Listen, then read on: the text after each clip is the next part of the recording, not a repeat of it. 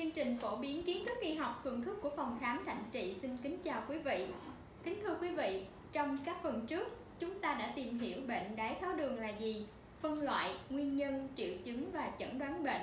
Trong phần 6 của loạt bài về bệnh đái tháo đường, hôm nay chúng tôi mời quý vị nghe bác sĩ Nguyễn Duy Hải, nguyên là bác sĩ điều trị tại Bệnh viện Đa khoa tỉnh Kiên Giang, sẽ trình bày các phương pháp điều trị gồm 2 phần: phương pháp không dùng thuốc và phương pháp dùng thuốc.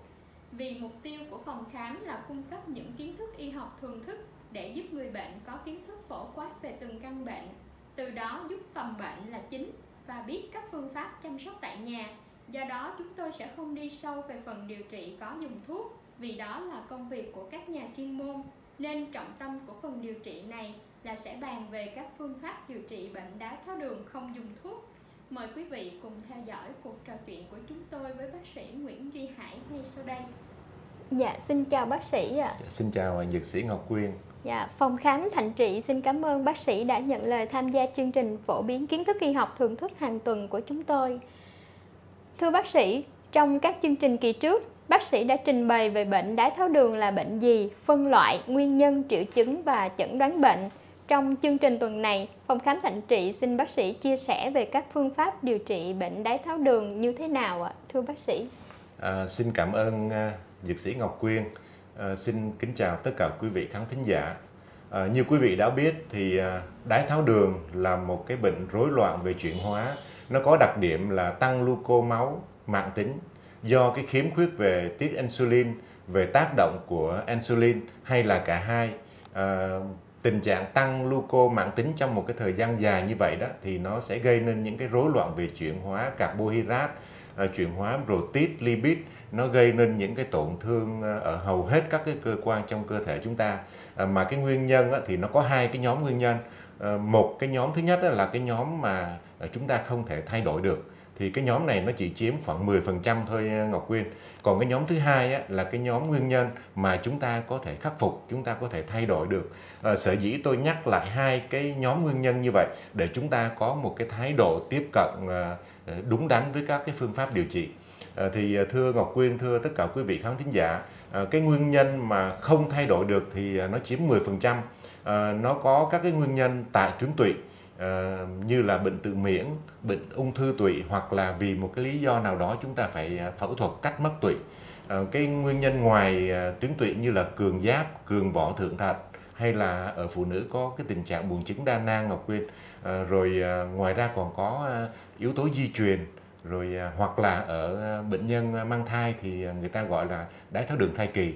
Thì đó là những cái nguyên nhân mà chúng ta phải chấp nhận, chúng ta không thể nào thay đổi được. Còn cái nguyên nhân thứ hai là cái nhóm nguyên nhân chúng ta có thể thay đổi được. Nó chiếm đại đa số, nó khoảng 90% các cái nguyên nhân gây ra bệnh tiểu đường. Thì nó gồm có các cái nguyên nhân như là béo phì, rồi cái lối sống mà tĩnh tại, chúng ta ít có hoạt động thể lực, rồi hoặc là do cái chế độ ăn uống của chúng ta nó không có theo cái cơ sở khoa học, như là chúng ta ăn quá nhiều chất béo, quá nhiều bột đường mà lại ít các cái rau củ quả tươi Ngọc Quyên. Thì như vậy đó, nhìn vào các cái nhóm nguyên nhân mà chúng ta có thể thay đổi được nêu trên đó, thì chúng ta hoàn toàn có thể kiểm soát được bệnh tật một cách chủ động, như là chúng ta ăn uống cân bằng, đủ các cái thành phần dinh dưỡng, rồi chúng ta duy trì cái chế độ luyện tập và dùng thuốc theo đúng cái y lệnh của bác sĩ nếu chúng ta phải dùng thuốc Ngọc Quyên. Tất cả những cái điều đó nó sẽ đóng một cái vai trò quan trọng trong cái việc ổn định đường huyết, ngăn ngừa được các cái biến chứng. Trong các cái yếu tố nêu trên thì nếu mà chúng ta kiểm soát được cái chế độ dinh dưỡng, thay đổi lối sống, duy trì cái vận động thể lực, mà nếu mà chúng ta làm tốt thì chúng ta sẽ tránh được các cái nguy cơ mắc bệnh và giảm dần các cái lượng thuốc mà chúng ta phải uống hàng ngày. Nếu mà chúng ta đã có sự chỉ định của bác sĩ phải dùng thuốc thì chúng ta hoàn toàn có thể kiểm soát được căn bệnh này mà không cần tới những cái thuốc tân dược, thưa Ngọc Quyên. Dạ, thưa bác sĩ, như vậy thì đây quả là một tin rất vui cho bệnh nhân không may mắc phải căn bệnh hiểm nghèo này. Xin bác sĩ cho biết cụ thể các phương pháp đó là gì ạ? Thưa Ngọc Quyên, thưa tất cả quý vị khán thính giả, có rất là nhiều các cái phương pháp, nhưng mà phổ biến có các cái phương pháp cơ bản sau đây. Thứ nhất là chúng ta phải uống nhiều nước. hàng ngày chúng ta phải uống nhiều nước. Thứ hai nữa là bổ sung nhiều chất xơ trong cái khẩu phần ăn của mình. Chúng ta ăn theo một cái chế độ dinh dưỡng hợp lý. Thứ tư nữa là chúng ta phải vận dụng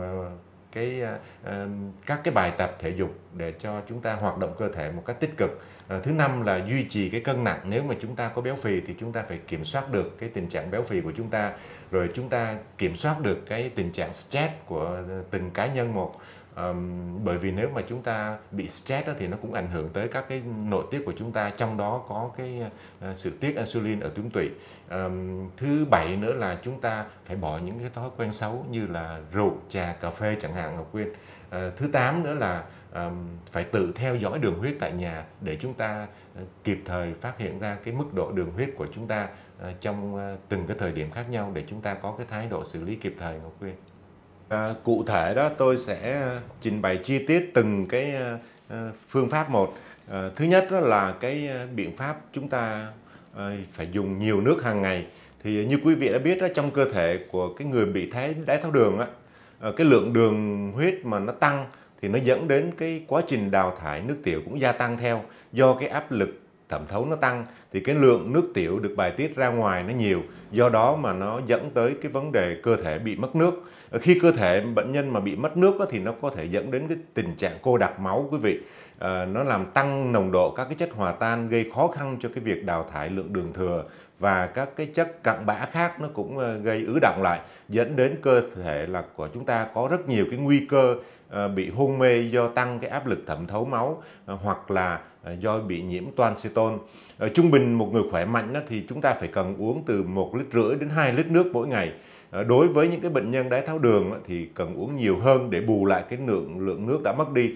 Việc mà chúng ta bổ sung cái lượng nước giúp cho làm cơ thể chúng ta tăng cái lưu lượng tuần hoàn máu, cải thiện cái tốc độ tuần hoàn ngoại vi, từ đó nó ngăn cái sự phát sinh và phát triển các cái biến chứng do bệnh đái tháo đường gây ra. Biện pháp thứ hai là chúng ta bổ sung nhiều các chất xơ. Thì nhiều cái nghiên cứu cho rằng nếu mà chúng ta ăn nhiều chất xơ thì sẽ giúp cho đường huyết ổn định hơn.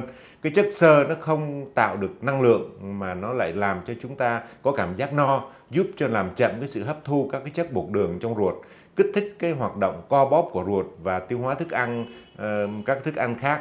Thì các cái chất xơ thường có nhiều trong các cái loại rau quả xanh, củ quả mà chưa chín đó quý vị, hoặc là những cái trái cây có vỏ, các cái loại đậu, khoai hay là gạo lứt cũng vậy. Thì theo cái khuyến cáo của Hiệp hội Đái tháo đường Thế giới đó, những cái người mà mắc bệnh đái tháo đường chúng ta nên bổ sung ít nhất là 25 gram chất xơ hàng ngày. Cái điều này nó sẽ giúp cho insulin hoạt động tốt hơn và nó làm cho cái thức ăn chậm xuống ruột non hơn, giúp cho đường máu mà sau khi ăn nó không được tăng nhanh. Nếu mà chúng ta chưa có cái thói quen ăn chất xơ đó thì chúng ta nên khởi đầu bằng các cái lượng nhỏ, sau đó tăng dần lên và kết hợp với uống nhiều nước. Ít nhất là chúng ta phải uống từ 1,5 lít đến 2 lít nước một ngày, sẽ giảm cái cảm giác đầy bụng, khó tiêu, và qua đó nó sẽ giảm được cái chỉ số HbA1c, nó ngăn ngừa các cái biến chứng do bệnh đái tháo đường gây ra. Phương pháp thứ ba là chúng ta sử dụng một cái chế độ dinh dưỡng hợp lý.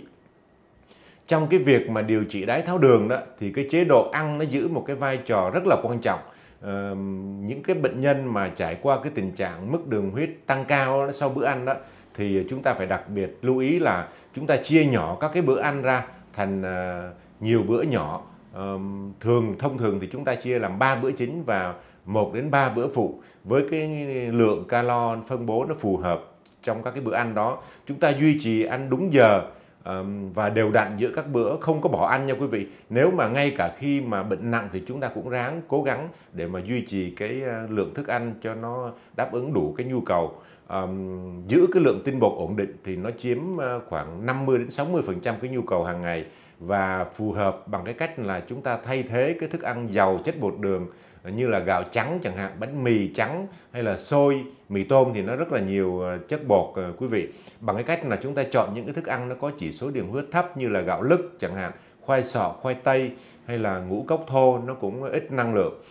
Chúng ta tuyệt đối là không có dùng những cái đồ uống nó có nhiều cái đường hóa học, hoặc là các cái nước có ga, bánh kẹo, rượu bia, hay là kể cả sữa mà chế biến sẵn, hoặc là trái cây đóng hộp chúng ta cũng không có nên dùng nhiều. Và chúng ta nên ưu tiên bổ sung trái cây chín ươm thôi, đừng có chín kỹ thì nó cũng tăng cái lượng calo nha quý vị. Rau xanh để cung cấp chúng ta được các cái loại vitamin, và chúng ta nên tránh các loại hoa quả chín mềm, nó có cái độ ngọt quá cao như là xoài, nhãn, sầu riêng chẳng hạn. Chúng ta cũng nên hạn chế tối đa các cái chất béo từ động vật, và chúng ta nên thay thế bằng các cái dầu thực vật như là dầu ô liu, dầu đậu nành, dầu mè chẳng hạn. Nên hạn chế các cái đồ chiên xào, bởi vì nó có cái độ béo rất là cao quý vị. Phương pháp thứ tư là chúng ta phải vận động thể lực. Qua cái việc mà chúng ta rèn luyện thể lực, chúng ta vận động thì nó giúp cho cơ thể chúng ta gia tăng cái sức chịu đựng cho tim và điều hòa cái đường huyết tốt hơn. Tùy vào cái khả năng và cái thể trạng của từng người mà bác sĩ sẽ đưa ra những cái lời khuyên hoạt động thể lực ra sao và những cái bài tập thể dục nào để phù hợp. Thì tóm lại đó là chúng ta phải tập thể dục tối thiểu là 30 phút trên một ngày và 5 ngày một tuần, thì chúng ta mới có cái phát huy được cái tính hiệu quả của việc tập luyện thể dục thể thao. Cái việc mà chúng ta tập thể dục rất cần thiết cho những cái bệnh nhân tiểu đường, vì cái hoạt động này nó sẽ làm cho cái cơ thể của chúng ta tiêu thụ glucose dễ dàng hơn và nó giảm cái lượng đường ở trong máu quý vị.